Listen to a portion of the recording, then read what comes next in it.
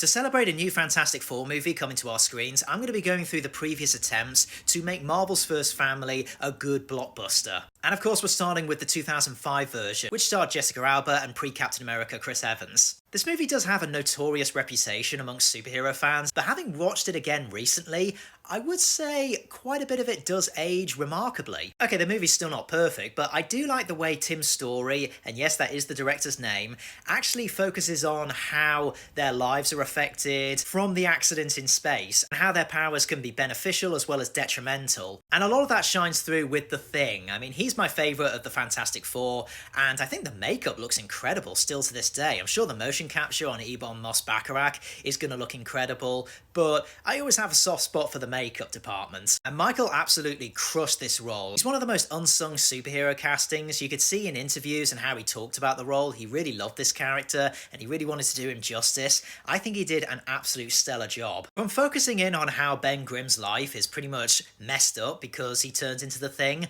really makes for some of the best scenes in Fantastic Four media. There's a great scene where he's arguing with Jessica Alba's Sue Storm and she's saying, look, we're all in this together, we're all suffering. And he says, are you really? Look at me, look at you. Do you know what I would give to be invisible at this point? And the scene with him and Alicia in the bar, I actually think that's a really cute moment. I mean, Kerry Washington is really unsung in this movie. I don't know why, but Marvel does seem to do a really good job in representing blind people, at least from where I'm standing. And I felt so bad for Ben when he got dumped by his fiancée just from how he looked. I mean, she does not deserve that guy. The cast for the most part do the characters justice, and they do have a great chemistry between them. Chris Evans was awesome as Captain America, but I just feel like he's always been Johnny, and he really does a great job with this role. And Iowan Grufford is just impeccable casting for Reed Richards. I'm glad the world is waking up to that now, and I'm praying for him to get a cameo in Secret Wars. Now, granted, the movie does become a bit of a slog because there's not much action, and if you wanted like the campy, comic book accurate vibe of the Fantastic Four, you're really not going to get that here. I feel like it's pretty indicative of Hollywood at that time, trying to ground superheroes and trying to make it realistic, and unfortunately the ship does officially tank when Doctor Doom gets introduced. I mean,